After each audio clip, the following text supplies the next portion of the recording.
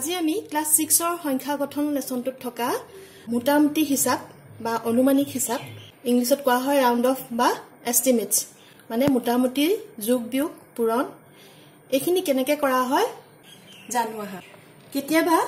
পৰিস্থিতি সাপেক্ষে আমি সোনকালে উত্তৰ উলিয়াব লগা হয় হয় না যেনে ধৰি লোৱা তোমাক কিছুমান বস্তুৰ প্ৰয়োজন আছিল তুমি সেই সময়তে দেখিলা যে তোমাক খুৰা বাইকখন লৈ পেলাই ওচৰৰ বজাৰলৈ ওলাই গৈছে তুমি তেতিয়া কি কৰিলা যে খুৰাক কলা অ খুৰা ৰবাচোন মোৰো দুটামান বস্তু আছে ময়ো তোমাৰ লগত বজাৰলৈ যাম তেতিয়া খুৰাই কলে যে তুমি সোনকালে আহা তে তুমি মাক দৌৰি গৈ কলা মা মোক পইচা দিয়া মোৰ বজাৰলৈ যাব লাগে কাইলেতো আকৌ লকডাউন দিছে গতিকে মোৰ বস্তুকিটা সোনকালে কিনিব লাগে তুমি মোক অলপ পইচা দিয়াচোন তেতিয়া তোমাৰ মায়ে সুধিলে যে তোমাক কিমান টকা লাগিব তুমি কি বস্তু আনিবা তেতিয়া তুমি লৰালৰিকে কলা যে মোক এখন বহি লাগিছিলে বহিখনৰ দাম আগৱা 48 টকা লৈছিলে তুমি তাৰ কাৰণে 50 টকা এটা দিয়া আৰু এডাল স্কেলও লাগিছিলে স্কেলডাল যোৱাবাৰ লওঁতে 25 টকা লৈছিলে তুমি তাৰ কাৰণে মোক 30 টকা এটা দিয়া আৰু এডাল ৰবৰ লাগিছিলে ৰাবাৰডালত 8 টকা মান লয় তুমি তাৰ কাৰণে মোক 10 টকা এটা দিয়া মানে তুমি মোক কিমান হ'ব তুমি মনতে যোগ কৰি পেলাই পালা 90 টকা এটা মানে তুমি মনতে যোগ কৰিলা যে মোক বহিখনৰ 48 টকা মানে 50 টকা 25 টকা 30 টকা 50 সে 30 সে 80 টকা আৰু ৰবৰডাল 8 টকা মানে 10 টকা 80 90 টকা তুমি মাক কলা যে মোক 100 টকা এটা দিয়া মোৰ 100 টকা ভিতৰত বজাৰটো হৈ যাব এনে ধৰণৰ যোগ বিয়োগকে কৰা হয় মোটামুটি হিচাপ তেতিয়া তুমি মাৰ পৰা 100 টকা লৈ পেলাই তোমাৰ খুৰা বাইকত উঠি ৰৈ আছিল তুমি দৌৰ মাৰি গৈ পেলাই খুৰাৰ লগত বজাৰলৈ ওলাই গলা এই ধৰণৰ পৰিস্থিতিত কেতিয়াবা আমি কি হয় কিমান টকা লাগিব মনতে গণনা কৰি অনুমান কৰিব লগা হয় আমি তাৰ বিষয়ে জানো আহা অনুমান বা এস্টিমেশন মানে কি ধৰি লোৱা তুমি তোমাৰ লগৰ লৰাৰ খুৰাক বা পেহিয়েকৰ বিয়া খাবলৈ গৈছিলা তুমি খাই আহিলা তোমাৰ ঘৰত সুধিলে ঐ বিয়াত কিমান মানুহ হৈছিল তেতিয়া তুমি কলা যে বিয়াত বহুত মানুহ হৈছিল প্ৰায় 500 মান হৈছিল এই যে তুমি কলা প্ৰায় 500 মান মানুহ হৈছিল ইয়াৰ অৰ্থটো কি যে এক্স্যাক্টলি মানে প্ৰকৃততে বা একদম সমান সংখ্যা গণতি কৰি 500 পোৱা নাছিলা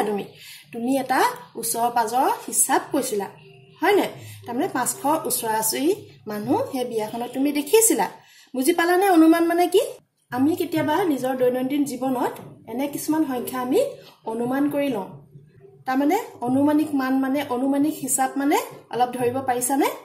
আহাচোন আজি আমি সংখ্যাবোৰ কেনেকৈ অনুমান কৰো নিকটতম 10 লৈ বা নিকটতম 100 লৈ বা নিকটতম 1000 লৈ আমি কি দৰে এটা সংখ্যা অনুমান কৰো জানো আহা আমি এটা সংখ্যাক নিকটতম 10 লৈ কি দৰে অনুমান কৰো চাও আহা এডাল সংখ্যা ৰেখা আঁকি লৈছো ইয়াৰ এইটো বিন্দুত লৈছো 0 এইটোত লৈছো 10 এতিয়া এই 0 আৰু 10 ৰ মাজৰ সংখ্যাবোৰ আমি 10 লৈ অনুমান কৰিব লাগে ইয়াৰ মাজত আছে 5 এতিয়া যদি তোমাক এটা সংখ্যা দিয়ে 1 টো চোৱা 1 টো এই 0 ৰ ওচৰত হ'ব নে 10 ৰ ওচৰত হ'ব কোৱাচোন 1 টো আমাৰ সংখ্যা ৰেখাত 0 ৰ ওচৰত হ'ব হয় না একক যেতিয়া আমি অনুমান কৰিম তেতিয়াহলে কোলে কৰিম 0 বুলি কৰিম এই 2 টো কাৰ ওচৰত হ'ব 0 ৰ ওচৰত হয় না 2 অনুমানটো আমি কি হলে কৰিম 0 বুলি কৰিম এতিয়া আন এটা সংখ্যা লোৱা 8 ইমানকণ মানত 8 টো হ'ব হয় না এতিয়া 8 টো আমি কি বুলি অনুমান কৰিম 8 টো সংখ্যা ৰেখাত 10 ৰ ওচৰত হয় না আমি নিকটতম 10 লৈ 8ক অনুমান কৰিম 10 বুলি বুজি পালানে আমি এই 5 টোক কি বুলি অনুমান কৰিম 5 টোক আমি 10 বুলিয়ে অনুমান কৰিম মানে 5 বা 5তকৈ ডাঙৰ সংখ্যাবোৰ আমি 10 বুলি অনুমান কৰিম আৰু 5তকৈ সৰু সংখ্যাবোৰ আমি 0 বুলি অনুমান কৰিম তেন্তে আমি 1 2 3 আৰু 4ক অনুমান কৰিলে আমি কি বুলি ধৰিম 0 বুলি ধৰিম আৰু 5 আৰু 5তকৈ ডাঙৰবোৰ 5 6 7 8 9 ইয়াক কি বুলি অনুমান কৰিম 10 বুলি মনত থাকিবনে 5টোৱে তোমালোকৰ সীমা 5 বা 5তকৈ ডাঙৰবোৰ 10 বুলি আৰু 5তকৈ সৰুবোৰ আমি 0 বুলি অনুমান কৰিম মনত থাকিব এইটো কথা নিকটতম 10 লৈ অনুমান কৰিলে আমি কি কৰিব লাগিব 5 বা 5তকৈ ডাঙৰবোৰ 10 লৈ আৰু 5তকৈ সৰুবোৰ আমি 0 লৈ অনুমান কৰিম যদি আমি এটা সংখ্যা নিকটতম শতকলৈ অনুমান কৰিব লাগে আমি কি কৰিব লাগিব চাও আহা নিকটতম শতকলৈ মানে যদিহে 100 লৈ মানে 100 ওচৰা-ওচৰিলৈ এটা সংখ্যা ৰেখা আঁকি লওঁ ইয়াতো হে একেটা কথাই এই দুই অংকযুক্ত সংখ্যাবোৰৰ যিবোৰ 50 তকৈ সৰু হ'ব সেইবোৰ আমি 00 বুলি ধৰিম বুজি পালানে 00 বুলি অনুমান কৰিম আৰু 50 আৰু 50 তকৈ ডাঙৰবোৰক আমি 100 বুলি অনুমান কৰিম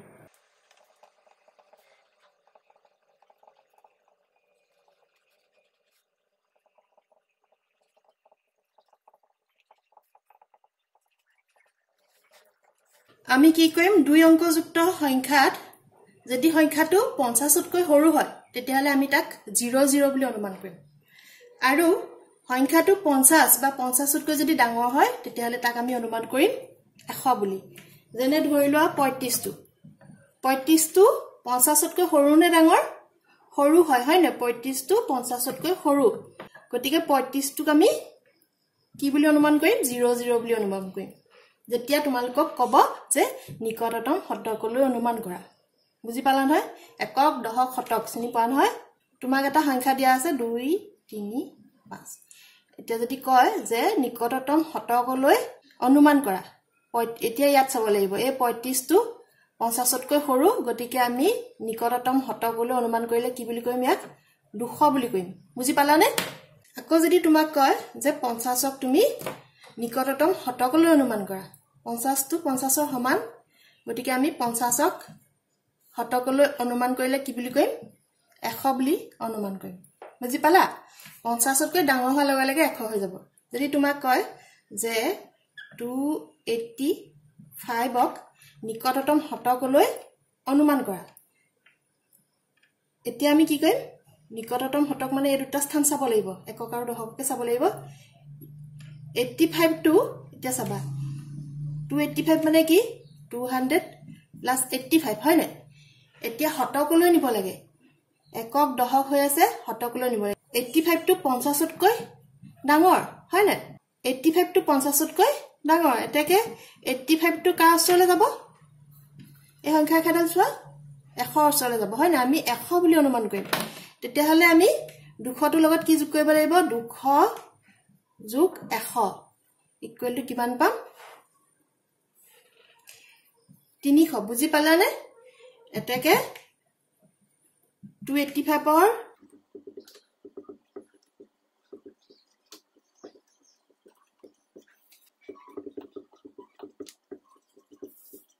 এটাকে 285 ৰ নিকটতম শতকলৈ আসন্ন মান হ'ব 300 বুজি পালানে 85 টো 50 তকৈ ডাঙৰ গতিকে 85 ৰ ঠাইত আমি 100 বুলি ধৰিম 200 100 যোগ হৈ পেলাই আমি কিমান পালো 300 বুজি পালা সেই একেদৰে নিকটতম হাজাৰলৈ অনুমান কৰিব লাগে তাৰ মানে যদি আমি 1000 লৈ অনুমান কৰিব লাগে তেন্তে আমি সংখ্যাবোৰ কেনেকৈ অনুমান কৰিম তাৰ কাৰণে আমি প্ৰথমতে সংখ্যা গাডাল চাই লওঁ আহা ইয়াত যদি হাজাৰ স্থানটো লৈ লৈছো এতিয়া ইয়াৰ মাজত কি আছে 500 একে তোমালোকৰ এই 5 টো মনত ৰাখিলেই হ'ব 5 50 500 একেটাই এটোৱে হল সীমা তোমালোকৰ যিকোনো এটা সংখ্যা যদি 500 তকৈ সৰু হয় তেতিয়াহলে আমি তাক 0 বুলি ধৰিম আৰু 500 বা 500 তকৈ ডাঙৰ হলে আমি তাক 1000 বুলি ধৰিম তেতিয়া তোমাক কোৱা হ'ব যে নিকটতম 1000 লৈ অনুমান কৰা ধৰি লোৱা 528 এই কোৱেশ্চনটো যদি তোমাক কয় যে নিকটতম 1000 লৈ অনুমান কৰা আমি 1000 লৈ কি কৰিম এটো 500 তকৈ হয় না 528 টো 500 তকৈ ডাঙৰ গতিকে 528 টো আমি নিকটতম 1000 লৈ অনুমান কৰা বুলি ক'লে ইয়াৰ মান কিমান হ'ব 1000 হ'ব বুজি পালানে এতিয়া যদি কয় তোমাক যে 429 টো 429 টো এটো নিকটতম 1000 লৈ নিয়া এই সংখ্যাটো আকৌ 500 তকৈ সৰু হয় না 500 তকৈ সৰু হোৱাৰ লগে লগে ইয়াৰ নিকটতম 1000 ৰ মানটো কি হ'ব 00 হ'ব যদি তোমাক এটা সংখ্যা দিয়ে যে 5429 ইয়াক নিকটতম হাজাৰলৈ নিয়া আমি এইকেইটা সংখ্যা চাব লাগিব 4292 যেহেতু 500তকৈ সৰু গতিকে 4292 মানে কি 5000 plus 429 হয় নে 5000 to কি হ'ব plus 429 to আমি 500তকৈ সৰু গতিকে আমি ইয়াক 000 বুলি ধৰিম ইকুৱেল টু কিমান হ'ব 5000 বুজি পালানে 5429 ৰ নিকটতম হাজাৰলৈ অখণ্ডমান কি হ'ব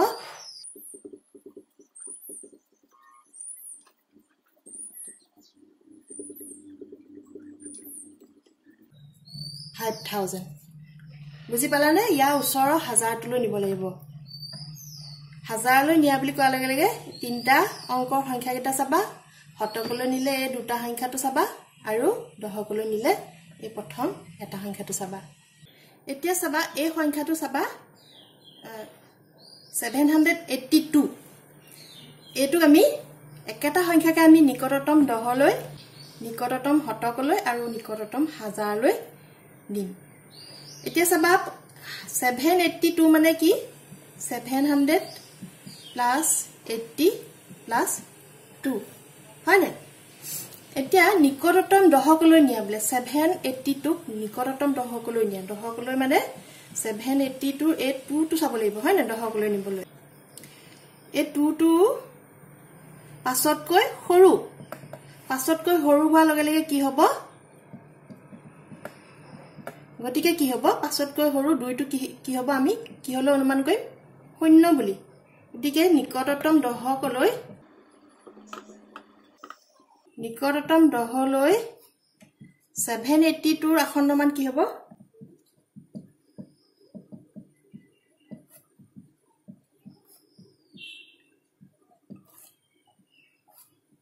780 হয় নে 2 ৰ ঠাইত আমি কি লম 0 লম অখণ্ডমান হ'ব 780 নিকটতম শতকলৈ যিমান নিব লাগে 782 এতিয়া আমি কত মন দিম এই দুটা সংখ্যাত এতিয়া চাবা 82 টো 50তকৈ সৰু নে ডাঙৰ 82 টো 50তকৈ ডাঙৰ গতিকে কি হ'ব 82 টোৰ অখণ্ডমান কি হ'ব শতকলৈ অখণ্ডমান কি হ'ব 100 হ'ব এতিয়া লিখিব লাগিব নিকটতম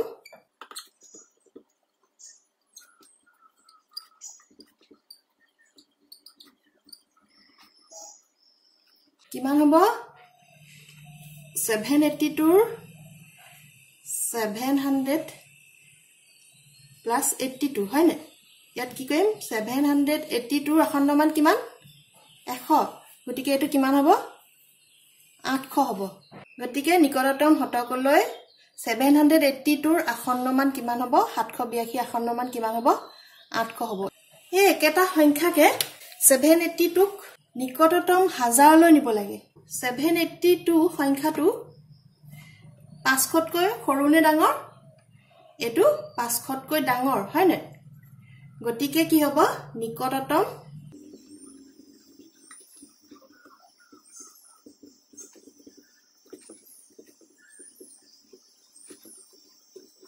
গতিকে নিকটতম হাজাৰলৈ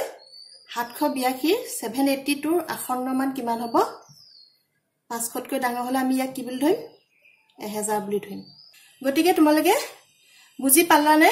যে দশকলৈ নিলৈ আমি কি কৰিব লাগে নিকটতম শতকলৈ নিয়া বুলি কলে কি কৰিব লাগে আৰু নিকটতম হাজাৰলৈ নিয়া বুলি কলে কি কৰিব লাগে আমাৰ পাঁচটোৱে হিমা 5 বা 5তকৈ ডাঙৰ হলে আমি 10 বুলি ধৰো 5তকৈ সৰু ভাগ আমি 0 বুলি ধৰো হে একে ধৰণে আকৌ 50 বা 50তকৈ ডাঙৰ ভাগ আমি 1000 বুলি ধৰো 50তকৈ সৰু ভাগ আমি 0 বুলি ধৰো আকৌ হাজাৰলৈ নিবলৈ হলে কি হয় 500তকৈ সৰু ভাগ আমি 0 বুলি ধৰো আৰু 500 বা 500তকৈ ডাঙৰ ভাগ আমি 1000 বুলি ধৰো মনত থাকিবনে তোমালোকৰ তোমাক যদি এটা কোৱেশ্চন দিয়া থাকে যে মোটামুটিকৈ যোগ কৰা এতিয়া তোমালোকক কৈ দিয়া নাই নিকটতম শতক নিকটতম দহক বা নিকটতম হাজাৰলৈ নি যোগ কৰা বুলি কৈ দিয়া নাই গতিকে তোমালোকে নিজৰ হিচাপত কৰিব পাৰিবা এটো এতিয়া চাবা 7280 7280 ইয়াৰ নিকটতম মানটো কি হ'ব হাজাৰলৈ আসন্ন মানটো কি হ'ব 282 500তকৈ সৰু গতিকে আমি ইয়াক 00 বুলি ধৰিব পাওঁ গতিকে এটো কি হ'ব ইয়াৰ আসন্ন মান কি হ'ব 7000 হ'ব 7 to 8 or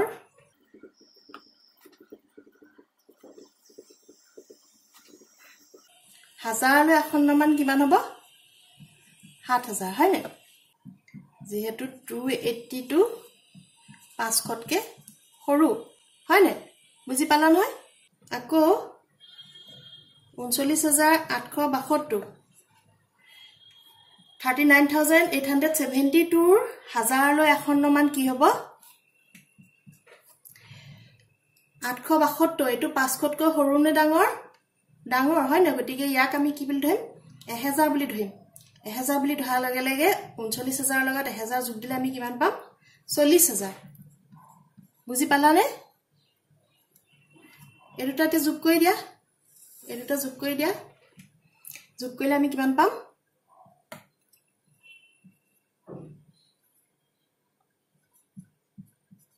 47000 আন এটা কোৱেশ্চন লৈছো মোটামুটিকৈ বিয়োগ কৰা এটো কেনেকৈ কৰিম চাও হা ইয়াৰ হাজাৰলৈ আসন্ন মান কিমান হ'ব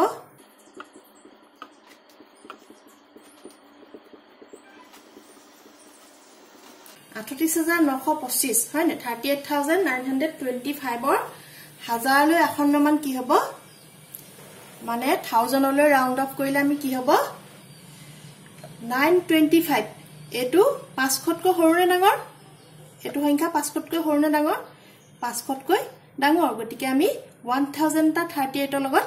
যোগ দিব লাগিব হয় নে এটো কি হ'ব 39000 হ'ব বুজি পালানে 38925 মানে কি 38000 plus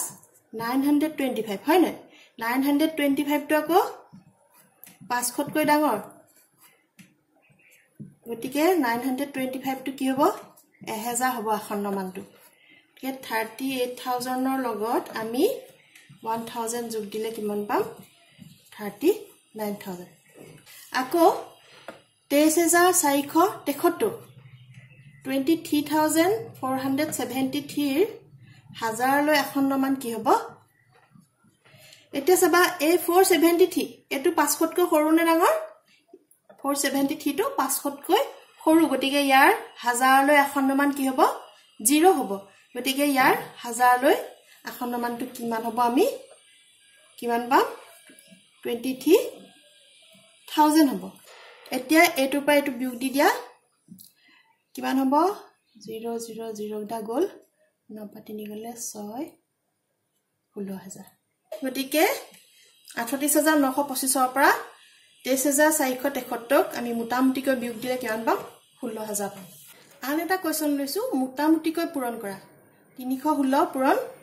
76 এই দুটা সংখ্যা আমি মোটামুটিকৈ পূৰণ কৰিব লাগে এতিয়া চাবা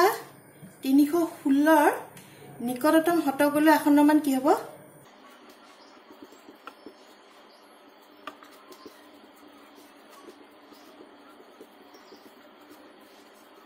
316 নিকটতম শতকলৈ আসন্ন মান কি হ'ব এই 16 টো 50তকৈ সৰু গতিকে 50তকৈ সৰু হোৱাৰ লগে লগে আমি কি বুলি ধৰিম ইয়াক 00 বুলি ধৰিম হয় নাই ইয়াৰ আসন্ন মান কিমান হ'ব 300 হ'ব আকৌ 76 ৰ নিকটতম আকৌ 76 ৰ নিকটতম 10 লৈ মান কিমান হ'ব 6 to 5তকৈ ডাঙৰ গতিকে ইয়াক আমি 10 বুলি ধৰিম 70 plus 10 হয় না 76 মানে কি হ'ব 70 plus 6 গতিকে 76 টো কি হ'ব 5তকৈ যেহেতু ডাঙৰ ইয়াক আমি 10 বুলি ধৰিম গতিকে ইয়াৰ মান কিমান হ'ব 80 বুজি পালানে 76 ৰ নিকটতম 10 লৈ আসন্ন মান কিমান হ'ব 80 এতেকে মোটামুটি পূৰণফল